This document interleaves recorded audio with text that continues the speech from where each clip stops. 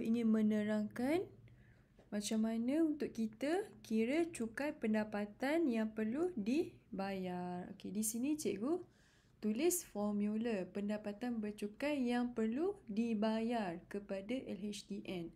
Formula dia jumlah pendapatan tahunan, tolak pengecualian cukai, tolak pelepasan cukai dan juga rebate cukai.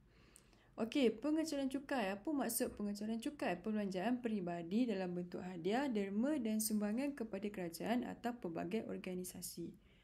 Pelepasan cukai maksudnya perkara atau perbelanjaan bagi kepentingan sendiri atau ahli-ahli keluarga yang tidak dikenakan cukai pendapatan yang telah ditetapkan oleh kerajaan.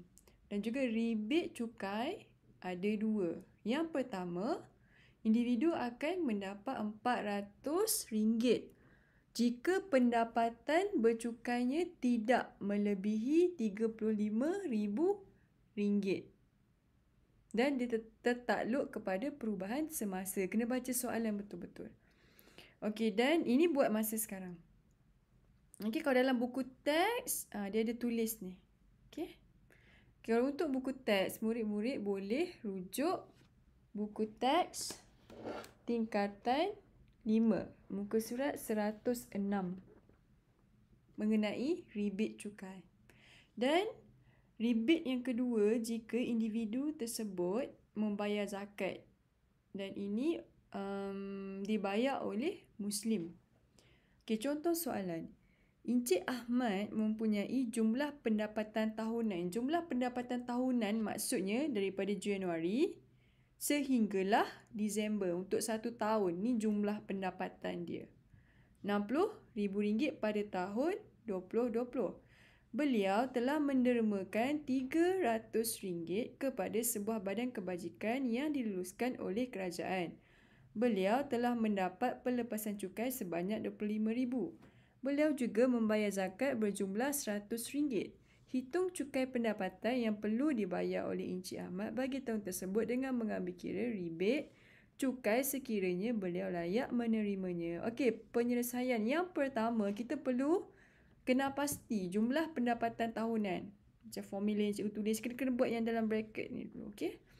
Jumlah pendapatan tahunannya ialah RM60,000. Okey, tulis RM60,000.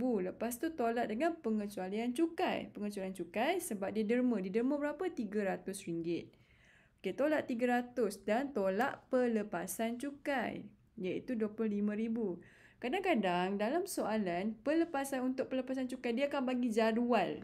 Okey, dia list down. Contohnya macam pelepasan cukai individu RM9,000, insurans hayat RM5,000, KWSP. Okey, berapa? Insurans perubatan, yuran pengajian, dia akan ada few things yang dilistkan. Jadi kita tambah lah. Tambah lepas tu kita tolak dekat sini. Okey, dekat pelepasan cukai tu. Jadi kita akan dapat RM34,700. Yang ni cukai yang dikenakan. Okey, pendapatan bercukai dia. Pendapatan bercukai individu tersebut. Okey, dia tak perlu bayar yang ni. Nanti habislah duit dia kan. Tak ada saving. Okey, jadi dia perlu bayar sikit je. Okey, kita tengok berapa dia perlu bayar. Okey. Disebabkan pendapatan bercukai dia, taxable income dia ialah RM34,700. Jadi ni range dia. RM20,000, RM1 hingga RM35,000. Okey, dia kata dekat sini dia bagi dua kan nilai kat kita. RM20,000 pertama, cukai yang dia perlu bayar ialah RM150. Okey, kita tulis dulu yang tu. Yang atas yang ada first row RM20,000 pertama ni, tak perlu tulis RM20,000 ni. Dia tulis RM150 je. Okey, tulis kat sini RM150. Dan dia ada balance lagi. Yang ni untuk RM20,000 je kan. Okey, dia ada balance berapa? Macam mana nak tahu balance tu? Ni tolak ni. RM34,700 tolak dengan RM20,000. Okey, kita dapat berapa? RM14,700 kan. Okey, RM14,700 darab dengan 3% ni 3%. Sebab apa? Kadar selebihnya ialah 3%. Tengok dekat jadual tu. So kita kena darab lah. Okey. Kalau ditulis kadar 5%, darablah dengan 5%. Okey, darab 3%. So 3/100. Jadi kita akan dapat RM441. Ni untuk yang dalam bracket ni sahaja, yang balance tadi tu. Okey. Okay, lepas tu kita dapat tu, kita tambahlah dengan 150 yang dekat depan tadi tu. Yang dekat the first kali ni kat sini. Okay. Tambah. Tambah kita akan dapat RM591. Okay, yang ni kita dah baca dah. Ini. Lepas tu, second step yang kita jangan miss, kita kena tolak dengan rebate. Okay. Okay, dia layak tak dapat rebate. Kita tengok, kita check. Kadang-kadang dia layak dapat untuk satu je. Contohnya macam sebab dia bayar zakat. Tapi income dia lebih daripada RM35,000, dia tak dapat lah. Okay. Rebate RM400 tu kalau income dia less than 35,000. Okay. Kita cuba tengok income dia berapa tadi? 34,000. Ni income, bukan income yang tahunan tu. Ni pendapatan bercukai kita panggil. Lepas kita dah tolak tu. Okay. Okey, 34,700. Kita pun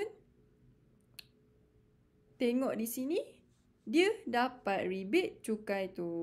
Jadi, dia dapat 400. Tak payah dapat. Bila rebate tu maksudnya dia tak perlu bayar.